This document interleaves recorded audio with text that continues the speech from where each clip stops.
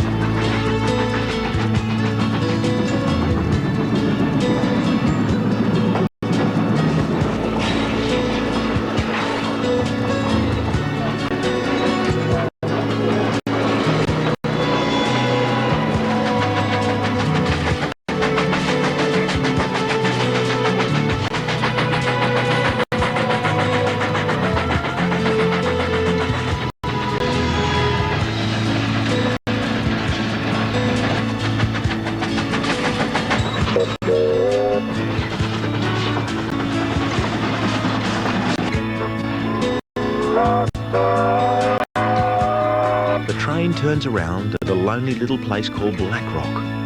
The old pub, now a cafe and restaurant, boasts the only cappuccino machine in South Australia's mid-north. The coffee's good too.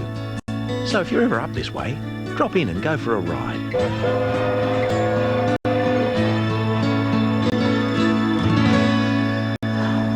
After the break, we're going on a day trip to the Barossa, and we'll join Steam Ranger for a power run through the beautiful Adelaide Hills.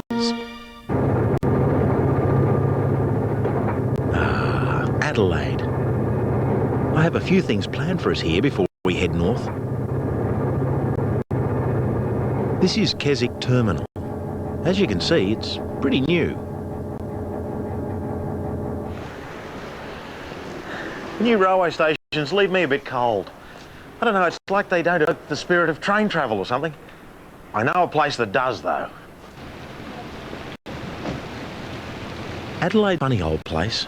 Being the youngest colony in the nation and the only one that came about through some intensive planning, in other words, no penal colony here, thank you very much.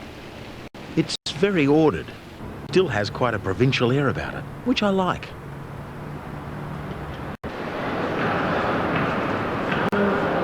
Now this is what I call a railway station. It's classic American style. Looks like it was inspired by Grand Central itself.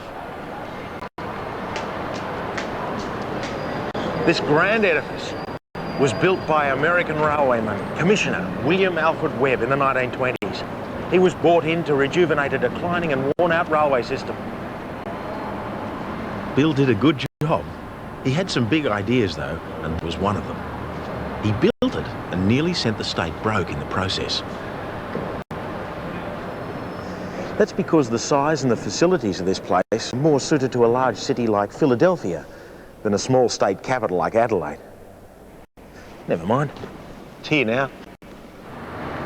Except for the small local domestic train service, they don't use this place as a real railway station anymore. So, what do you do with all this extra space?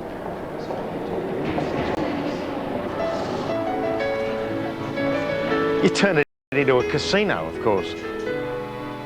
They've done a good job though in retaining the feel and character of the old railway station. This restaurant will be the Commissioner's office. Not a bad size office when you consider this restaurant was converted without knocking down any walls.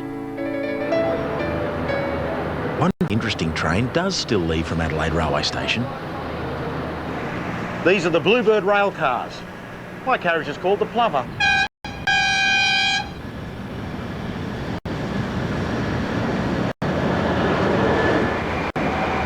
Now, why didn't somebody think of this a long time ago?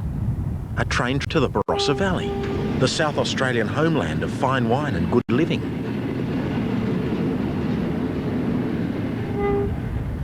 The Bluebird fleet was once the mainstay of the state's country passenger services.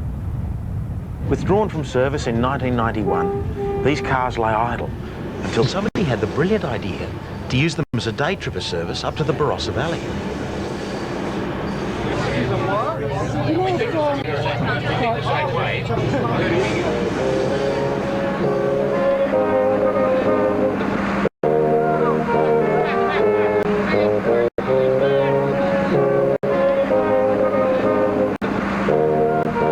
Now everyone can have a great day in the valley. And because your transport's all taken care of, you don't have to draw straws to see who's going to drive the car home. But back to steam power. And how's this for style? She's a mighty 520 class engine, built right here in South Australia during World War II. She might be nearing 60 now, but she was state-of-the-art in steam at the time. Fast and powerful. Of course, the most unique feature of these engines was their very sexy streamlining.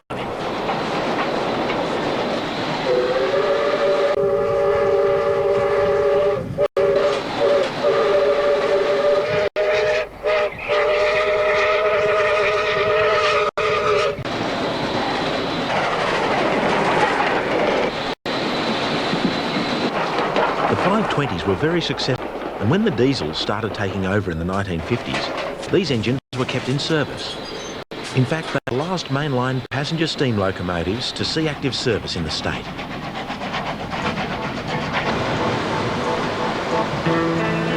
This loco belongs to Steam Ranger, who run enough tourist trains from Mount Barker in the Adelaide Hills to destinations on the Fleurieu Peninsula, as far south as Victor Harbour. This trip is called the Southern Encounter.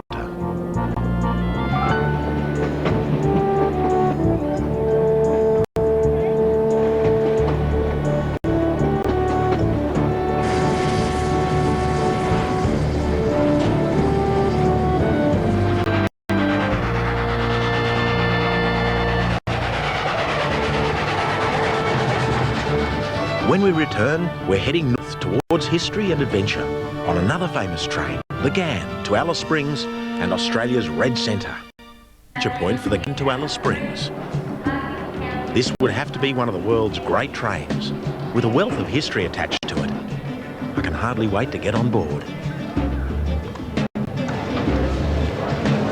Hi there, how are you? Very well, thanks. Good, we're travelling in season 2. It's the first cabin on the right. The Udnadata car, no less. Without a car. Excellent, there we go. It's Looks just good. this way, thank you, Sue. The journey from Adelaide to Alice Springs takes 20 hours, 1,555 kilometres. Some of the world's most beautiful, but sometimes inhospitable country. Sometimes it's fun to look backwards, particularly when you're leaving a city. Bye, Adelaide. This particular service is so popular that Great Southern Railways have decided to double the length of the train. It's 30 carriages all up, 2 club cars, 2 restaurant cars. There's 1,500 tonnes, 350 people on the train. It's a popular train.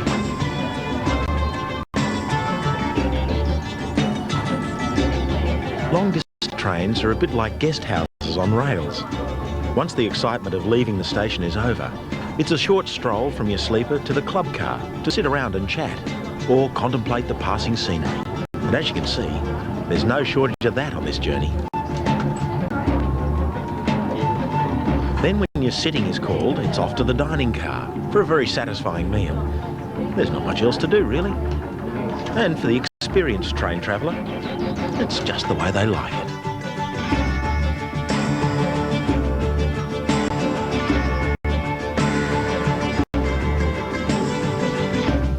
We've just left Tarcoola. This is where the GAN separates from the Transcontinental and heads north up to Alice Springs. Somewhere out there in the night is the Woomera rocket range.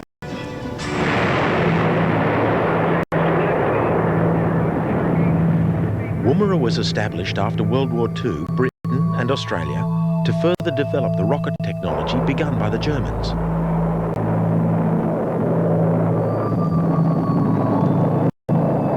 Back in the 50s, Britain wished to develop her own nuclear weapons, so Woomera was chosen as a testing ground because it was so remote.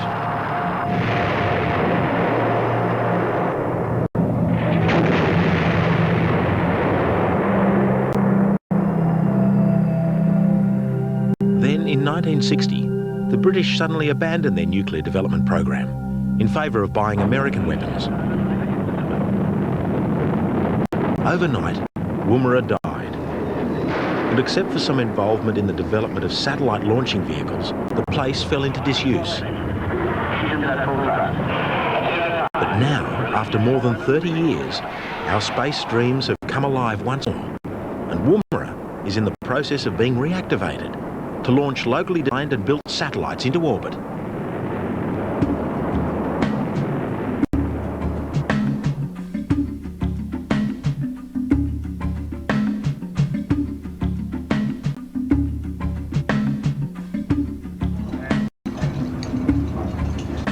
Good morning.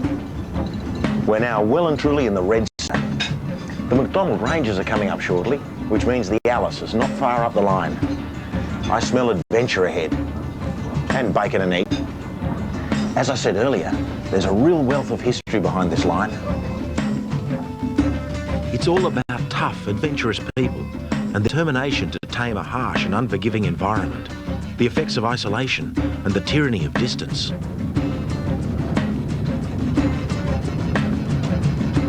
I've got to tell you, this is not the original GAN line. The old line's a fair bit to the east. This is relatively new. It was constructed in 1980. The original line followed the inland trail of the explorer John McDowell Stewart and the Afghan camel train that followed him. It runs along the base of the Flinders Ranges and south of Lake Eyre. It had to be shifted because it was prone to flooding in the wet. The train takes its name, of course, from the Afghan cameleers who did so much to open up this country. Long before the railway came along, camel teams supplied the telegraph and the pastoral stations, no matter how isolated or far away they were. But that's another story.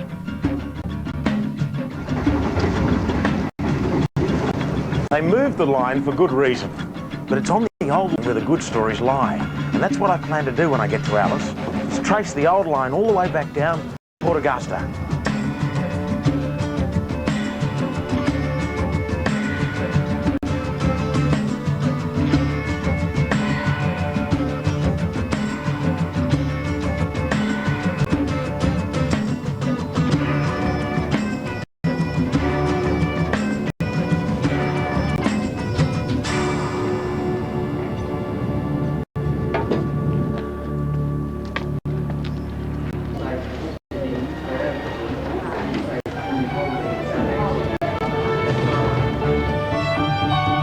After the break, join me for a special trip. Whichever way you turn up here, you keep coming back to the landscape. Scorched by the hot sun and eroded by millions of years of wind and rain, the Red Centre is a special place. It used to be known as the dead heart of Australia, but that's never been true. The country is far from dead, and once you start looking, you'll discover an abundance of wildlife.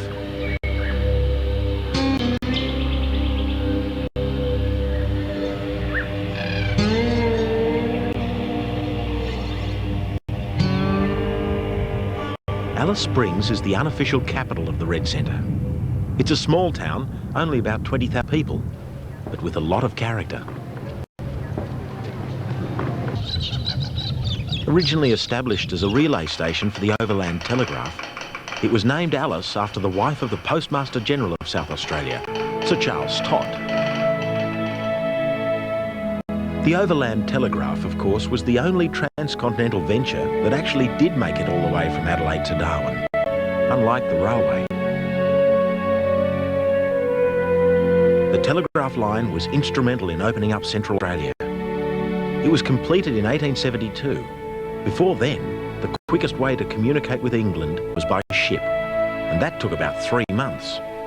Once the telegraph line was up, a message could be sent in a couple of hours. That was a giant leap forward at the time. To the Aboriginals, the single-strand line was known as the singing wire because of the noise it made in the wind.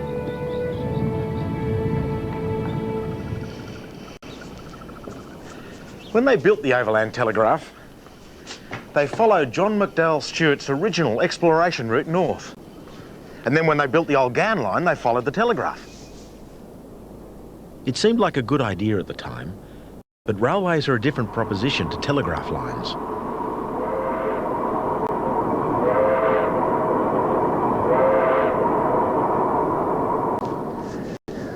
In 1929, the line finally reached Alice Springs, and there it stopped. There's been numerous proposals ever since to extend the line to link up with a Northern Australian railway that had been built south of Darwin a short distance. Sadly, nothing's happened. I don't think there's been a South Australian or Northern Territory election where the issue of a north-south transcontinental railway hasn't been dragged out of the cupboard and presented to the people. I think the locals take the view that they'll believe it when they see it. Time to head south. This is the old GAN Preservation Society, just outside Alice. They've got about 25 k's of the original old GAN track. It runs down to a place Ewaninga siding. At least it'll get us started, I guess. Other than this and a few more remnants, there's not much left until you get down to Quorn, roughly 1,200 kilometres away in the lower Flinders Ranges. It's an irony that such a desolate area can be so flood-prone, but it's a fact. Track washouts were common. A 2-day journey could turn into 2 weeks quite easily. Drivers had to carry guns to shoot wild goats so that they could feed the passengers if they became stranded for 2. There are stories of people hopping down from the train while it slowly crept along over the damaged track to pick wildflower, which sprang up everywhere after a good soaking. In the end, the line virtually destroyed itself because it was too costly to keep open.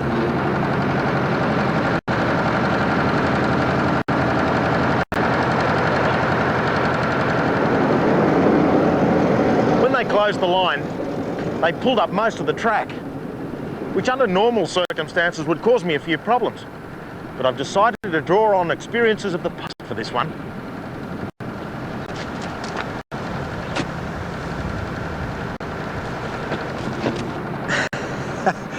I love this. Look, my very own camel train, complete with provisions and swag to take me down the line. This is Daisy, and this is Saeed. Two healthy-looking camels. They should get me down to Port Augusta, no problems.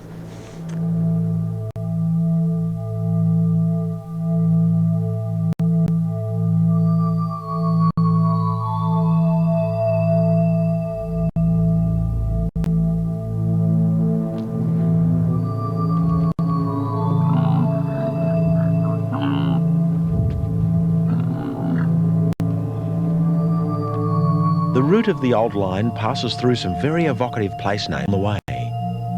Oodnadatta, Algebuckner, Creek, Coward Springs, Maree, Farina, Lyndhurst, Quorn. Some of these places are just ruins now, abandoned long ago. Others are still vile townships, but nothing like the hives of activity they were when the railway came through. The railway finally reached Oodnadatta in 1891. Considering construction started in Port Augusta 13 years earlier, it took a fair while to get there. Up until 1929, the only way to get to Alice Springs was by a 6-day camel ride. When the railway arrived, and for the next 40 years, the town was a hive of activity, the railhead for all points north.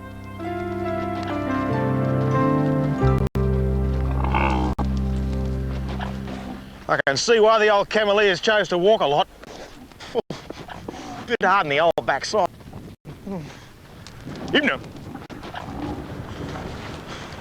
Even though the line has gone, there's plenty of evidence to show where it went. This is the Algebuckner Bridge. It's 571 metres long, was fabricated in England. The interesting thing about the bridge is that it was never meant to be here in the first place. The intention was to ship it out to Australia and use it to span the River Murray. But when it arrived, they found it was too short, so it ended up here at Algebuckner. Now the only thing missing is the old Ghan itself.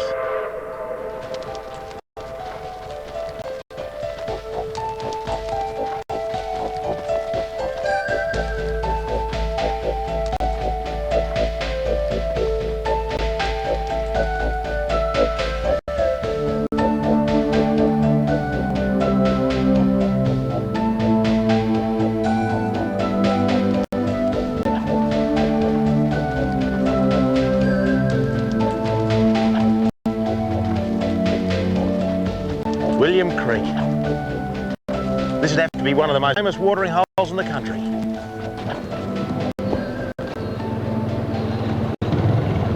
Where else can you park your plane in the main street and stroll into the pub for a cool drink? Recently, the William Creek Hotel was deemed so important to Outback history that it was placed on the National Heritage List. The place is decorated with the mementos of the many visitors who have quenched their thirsts here. Publican Malcolm Anderson is proud of the hotel's history. Been hanging there for quite some years now, probably 30, 40, maybe even 50 or longer years. But, Talking history, what's the story behind the pub? The pub was built in 1887 to service the Ghan railway line. It's a unique pub. What makes it unique? The total of the pub that you can see from the outside has never been burnt down. Historically speaking, I'd say that most pubs in Australia, and old pubs in Australia, have been burnt down a couple of times. This place is what you see now is what it was in 1887. It's definitely unique. It's in the middle of nowhere, or you could put it another way, it's in the middle of everywhere because it's pretty central. So when the temperature's 50 degrees outside, how do we keep the beer cold? Are we going all right? It's difficult, but it can be done. In outback terms, William Creek is right next door to one of Australia's true natural wonders, Lake Eyre. And the best way to take a look at it is from the air. My pilot, Jerry Waddington. Oh, well, yeah, we'll head directly out to lunch. It's a about 60 kilometres from where we are, so it's a little bit of a run out, but not too far. I suppose you've seen Lake Eyre in all sorts of conditions. Yeah, just about every condition. It's dry at the moment. There's a little bit of water in the south end of the North Lake. But last year, February last year, we had about 6 inches of rain in a matter of 2 weeks, and that filled the lake. That'd be fairly impressive because it is up there with one of the biggest lakes in the world, isn't it? It is, yes, it is, and it's also the lowest point in Australia, which is 15 metres below sea level. Right. Yeah. Can we land on it? No, I wouldn't like to put this on it, no. Not suitable for landing maybe, but we're flying over the dry, salt-encrusted surface of the lake where in 1964 Sir Donald Campbell set his world land speed record in his jet-powered car, Bluebird.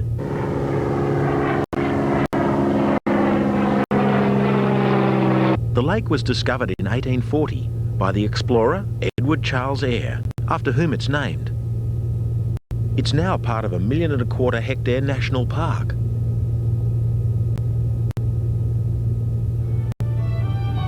After the break, we come back down to earth.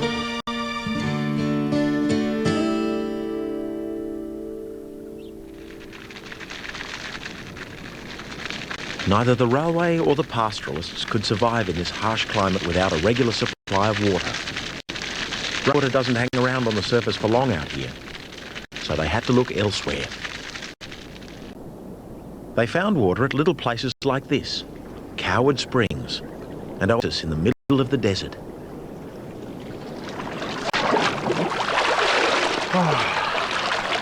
This is what's brought the pastoralists to this region and what's kept them here. Water. From the largest underground water supply in the world. The Great Artesian Basin. This is what's called a controlled bore. Pressure's really strong too. Pastoralists love these things because they didn't have to whack up a windmill. Right from the early days, bores were sunk and capped with a valve. If this wasn't done, the flow of water and the pressure would be too strong. The precious fluid would quickly waste away. I think I'll stay here a while. See you down the track a bit.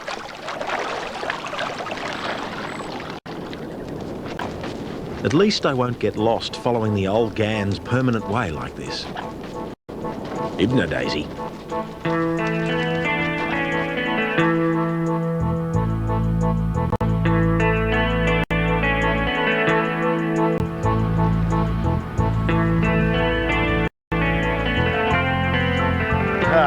Marie, at last. Hush, hush, hush, hush, hush, hush, hush, hush, hush. Yes, yes, yes, I know how you feel. Dust is driving me mad too. Marie's quite a nice place. Big transshipment point from the standard gauge to the narrow gauge. Bit of history about the camels too, worth checking out.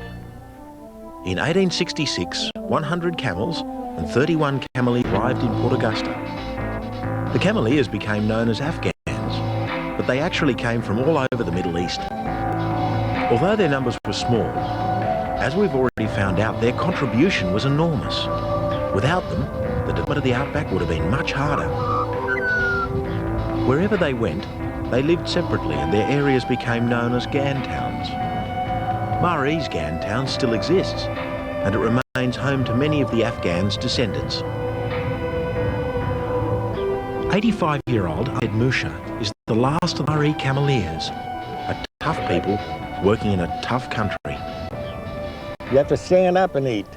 Pannikin and a bit of meat and a damper. One chew like a dog, a couple of chews and you swallow down with the tea. The meat is like leather. Yes. Yeah, like a rock. If you get a lump of salt meat out and hit a camel in the right, you'll knock him out. Yeah, that hard. From Maree, camel trains spread out far and wide, to places in the Northern Territory, New South Wales, and even as far as the West Australian goldfields. From here we used to go to Burswell, change your clothes here, 18 days with the same clothes on. Really? Time you get there, you take your clothes off, you're standing up. They go down, that's stiff. With the camel smell and all that, all mixed together, smell of camel. Once I never took my boots for a month. The railway Then road transport eventually ended the camels' working days. Many went bush when they were set free by their owners. They thrived in the desert and became pests. Sadly, many were shot. In recent times, though, thanks to some ardent admirers, the camel has made a big comeback. Though I'm not entirely sure how enthusiastic the camels are about it all. Welcome to the Marie Camel Cup. Because straight out of the bush, it means the camels have done much work, so they're not all that well distanced as far as the races go. And they get on the racetrack and the gun goes and their eyes go as big as dinner plates and they just go like hell, you know. Oh, right, right. When the gun goes off, anything can happen, and does. I think we should find out what makes these people do this. After all, it's not exactly horse racing, is it? As I ride racehorse and stuff, you sort of ride the old camels for a bit of adrenaline pump. What's the difference between horses and camels? Well, I reckon that camels are quieter than horses. Horses are a lot more higher spirited. They go very fast and they're very quick off the mark, but it's the fun of being able to camp out, the atmosphere of the bush. It sort of brings it out in us, and down to heart, we all the same, you know. We like a bit of camping, we like a bit of fun. During the day, a series of heats are held to decide who'll be in the race for the grand prize, the Marie Camel Cup. There's a bit at stake here. In addition to the cup itself, there's the prestige of being race champion for a year, not to mention a handy little cash prize. I better check out the form if I'm going to put some of my hard-earned on it. He won the Marie Cup last year here. And Unique, the name, does it mean anything? Yeah, well, it means he's not either one or the other, is it? Good, Oh yeah, the supreme sacrifice. Still, Unique is a champion and a proven winner. Who's next? I'm looking for Phoenix. Sounds a bit mysterious. I'm trying to pick camel form. I don't know if I'm on the right track here. I think it's all in the muzzle, isn't it? No, I think it's the luck in the day. It's the luck of the day, is it? Yeah. Yeah, pretty tight-lipped, our Greg. I wonder if that means anything. Anyway, I better see what me old mate the jockey's got to say. Who you be riding? Greyhound, I think. Greyhound? Yeah. I've had a greyhound before. Check him out. It's going to be hard to pick this, but I've got a bit of a feeling about Phoenix. I must say, this is one of the most relaxed race meetings I've ever been to. Buy a couple of Calcuttas? Certainly. Yeah? $2 ticket. All right. There we go. The Marie races are managed by the locals, with all the profits going back to the community. The prize money's not big, but somehow I don't think the locals really care about the money. It's like the jockey said. We all like to have a bit of fun. Out here, you've got to make your own fun. And that's what this is really all about. Still, as they lead their camels to the starting line for the running of the cup, there's definitely a whiff of tension in the air.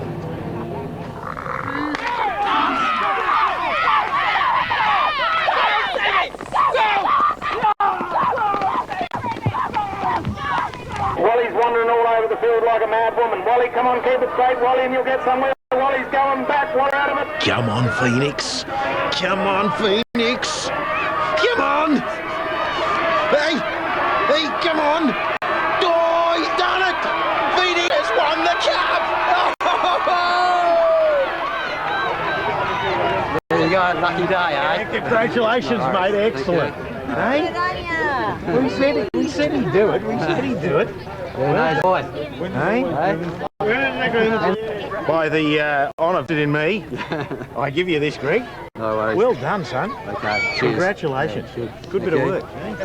And this is the boy. And this is the boy. He's the winner. Phoenix from the ashes. Yeah, right. When I return, we'll visit a genuine ghost town.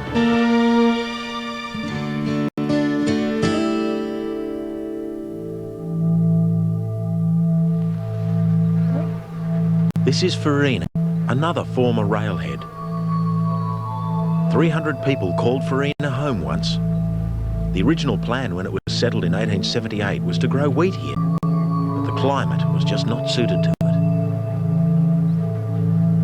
When I come to a place like this, I can't help thinking of the people who once lived here, why they came here, what their aspirations were. Bits and pieces of their lives are strewn all over the place.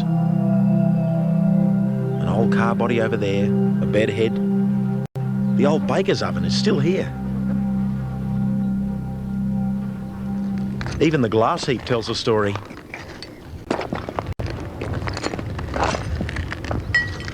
Every one of these bottles is a French champagne bottle. Look at this. You'd think they were living in the life of luxury. But actually, there's another story to it.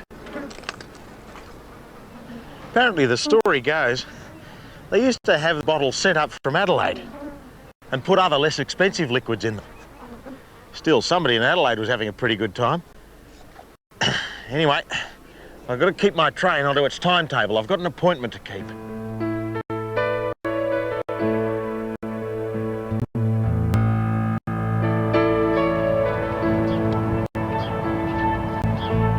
While I'm in Lyndhurst, I want you to meet a genuine bush philosopher whose wonderful works of art are on show. I've come to see Talc Alf, as he likes to be called. G'day, how you going? All right, I'm Scott. Good, how do you do? Good. Hey. Alf is a wealth of bush knowledge, and he expresses his knowledge and his beliefs through carving local talc stone. Now, some people write books and put their thoughts together. I thought I'd make mine out of talc. Right. It's all sort of taught stuff. Yeah. I'll start off with the Aboriginal people, the original inhabitants of the land, looking at the boat people, and then the convicts over there in Sydney. Then I made one for the soldiers of the land, with the Aboriginal flag and the Southern Cross combined, because that is the soul of the people, the sun and the Southern Cross. And over the years I've sort of looked at letters, and every letter has a story to it. And if you look at this one here, this fella here looking at letter J. You ever wondered why J is in front of the word judge? No. Well, there's a reason for it. When we make a decision, we go this way or that way. When we go that way, the decision's made. Symbol of decision making. Oh, okay.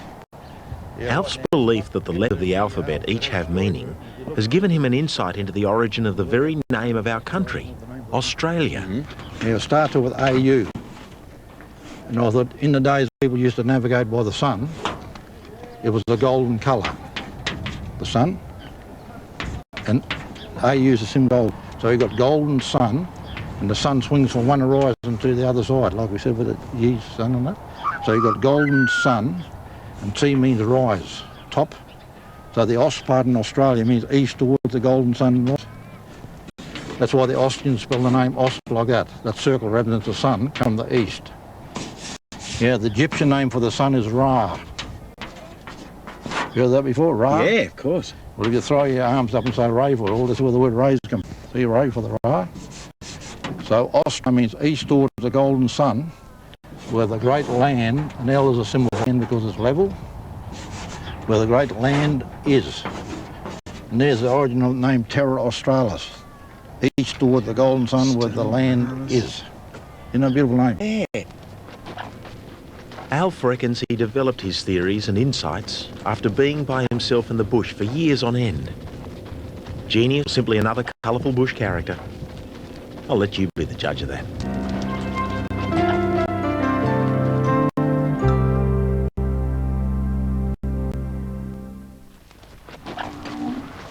Coming up to Quorn. Near the end of the line now. Quorn is a quiet little country town nestling in the lower Flinders Ranges of South Australia's mid-north. A pretty place. It almost looks like a set from a Gumtree movie. Great railway station, by the way. But I'm excited about this place for another reason. I couldn't ask for a more fitting end to my journey down the Gan line than a trip on the Pitchy Ritchie Railway.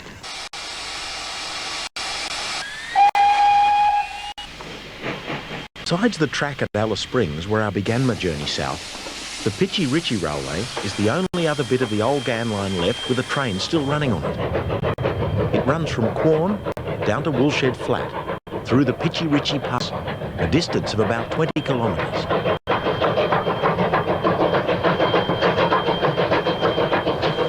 The folks at Pitchy Ritchie are a dedicated bunch of volunteers who, in addition to providing a great train ride, work really hard to preserve the history and culture of the old Gan.